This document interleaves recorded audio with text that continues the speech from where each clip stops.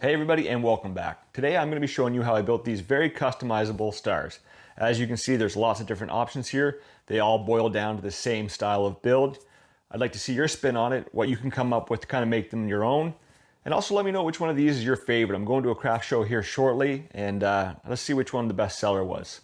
Now before we get started, I really appreciate you taking a second to hit that subscribe button.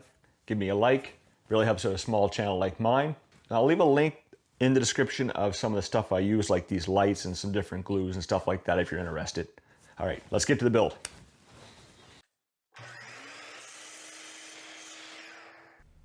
The first thing I'm going to do is rip down my piece of pine shelving. This pine shelving is 11 1/4 inches wide, and I want my pieces to be 3.5 inches wide. It's just a size that I like. You can change it up if you want. And at 3.5 inches wide, I can get 3 full strips out of this. I think three, yeah, 3. That's not too hard to figure out. I'm just no math magician here. So double check that measurement, and you can make them smaller if you want to. You can do 2.5 and get more pieces out.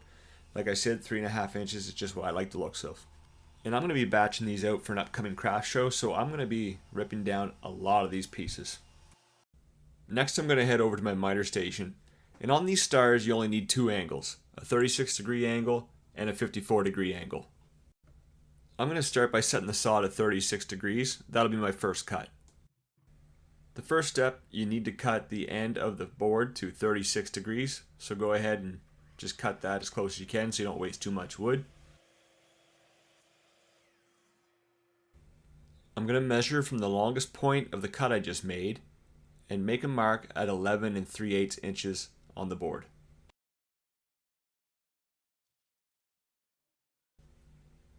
Then I'll set up a stop block on my saw so I can repeat this cut. So the measurement will be from the long point of the first cut to the short side of the second cut is 11 inches and 3/8. Go ahead and cut 5 of these. Don't forget to hit subscribe and that like button too. Once you've got all 5 of those pieces cut, measure from the long point of the angle again and make a mark at 6 inches. For this next cut, move your miter saw to the 54-degree mark.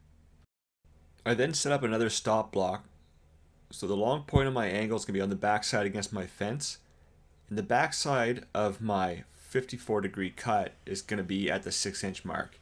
It's kind of hard to explain, so I'll show you a picture here in a minute. And with this one cut, you've got both of your pieces finished. I'm going to leave this picture up here for a second. Feel free to pause it and have a look. I'm sure this picture explains it a lot better than I possibly could through a microphone.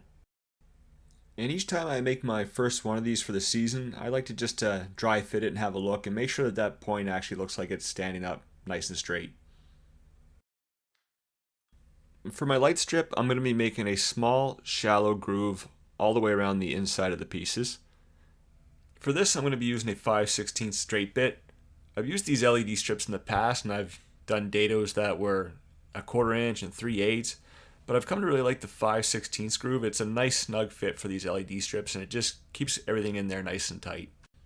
I'm using a trim router with a fence on it for mine. You can use a table router if you want, or a dado stack in your table saw, but you're going to want to make sure that your dado is center of the piece. The longer pieces, you don't want your dado to go through that 54-degree angle, or else you'll be left with holes exposed. You're going to want to stop before you come out, and you don't have to be that precise either. You've got about an inch there to play with, so as long as your router bit stops within that inch, the hole will be hidden with the other piece and nothing will be left exposed on the outside. I used a little piece of painter's tape and made a mark so I could see where the center of my bit was. But in all honesty, I don't think I even had to do that. This was extremely easy to make sure I got stopped within that inch. And for the shorter pieces, you can just go ahead and make that groove all the way through. Both ends of those will be covered.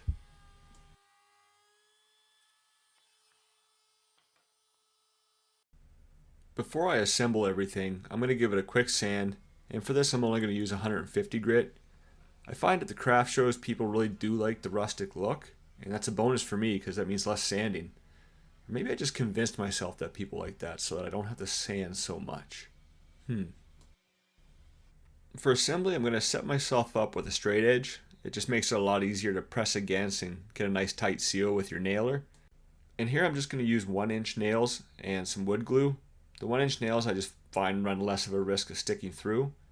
Sticking nails through little projects like this has got to be one of my pet peeves because you try to punch them back in or pull them out, and the structural strength of these just isn't there. They're meant to be an ornament, not something you thrash around on. So you want to take your time and make sure you don't end up ruining your piece like somebody I know.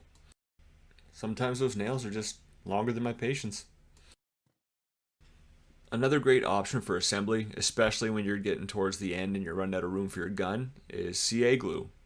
I use a combination of CA glue and wood glue, and the CA glue is going to hold it nice and tight long enough for that wood glue to tighten up, and I actually prefer to use this method on the smaller stars. You'll see later on, there's just not a lot of room to work with that nail gun. I'll come back and fill all my nail holes too. So while that's drying, we're going to move on to our smaller star. And I'm showing you this picture because I've got to cut this one a little different than the larger star. As you can see, these pieces are quite tiny and I don't want my fingers that close to the blade. For the small star, I'm going to cut all the longer pieces at once and all the smaller pieces at once so I can set up a stop block. This means I've got to move my saw multiple times so that I can get a 36-degree cut on one side and a 54 on the other. It takes a little extra time, but it's not really that big of a deal, and it's really worth it to keep your fingers away from that blade. And once you get a good rhythm going, you can cut these out pretty quick. And you're going to want to cut a bunch of these out because these do sell quite easily. Stick around on the channel because I'm going to be doing a follow-up after my craft show this year, and I'm going to let you know how they sold. So make sure you hit subscribe and turn on the notifications. Once I get all 10 pieces cut, 5 large, 5 small, it's right back to the assembly table. And here's where I'm going to really capitalize on the CA glue method.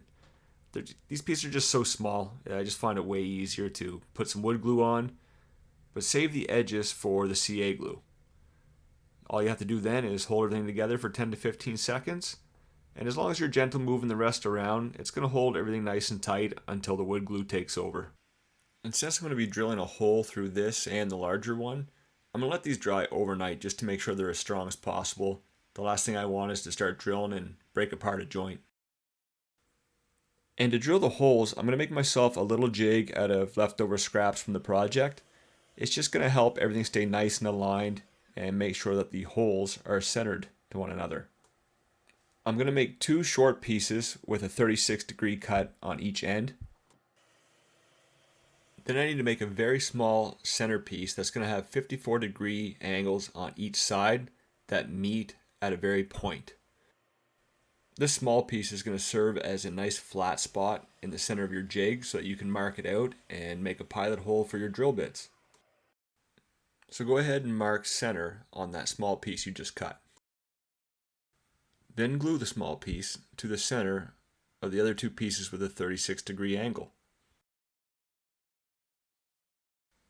Then grab a drill bit that's the same size as the dowel you're going to use. In my case, it's 3/8 of an inch. And I'm going to drill right through the center mark that I made.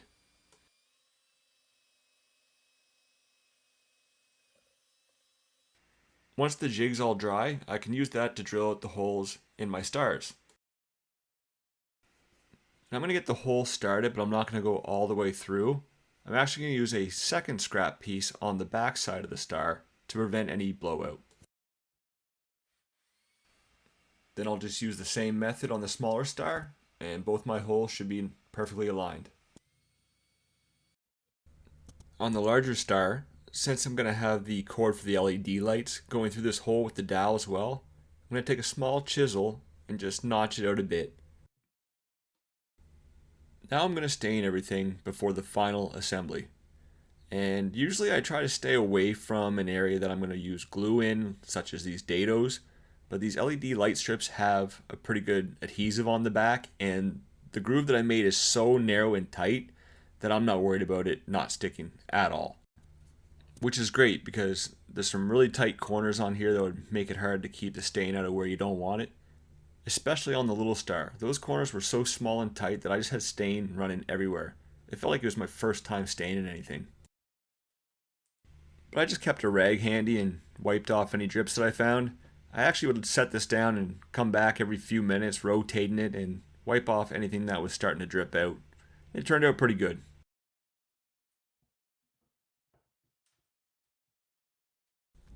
After the stain was dry, I started installing the LED light strip. And this actually was very easy and went pretty quick. I just used a Robertson screwdriver because it had a blunt end and I didn't think it would damage the light strip. And I peeled the backing as I went, using the screwdriver and my fingers to set the light strip down in the groove. The screwdriver was really handy for making sure the LED was stuck nice and secure in the very tips of the star. And I just worked my way all the way around back to the beginning. And this strip here, you can actually cut it. There are certain sections you can cut. The details are in the instructions, and I'll leave a link to these in the description below. Having the ability to cut this is super handy so you don't have any leftover light that you have to try and hide. You can just cut it and be done with it. And lastly, I'm going to install the dowel and join these two pieces. Well, not quite lastly. I'm going to have to do a little bit of stain touch up once I'm done with this, but I'm 99% of the way there. I'm dry fitting everything first to make sure I get the spacing that I like and it looks nice and even. Then I'm going to add glue to both the holes in the dowel and leave it overnight so it can dry. And once you touch up the dowel with some stain, you are done. These are sure to be a hit at craft shows or as gifts for friends and family. Thanks for watching. If you enjoyed this video, be sure to hit that subscribe button. I got more videos coming up right around the corner. Till next time.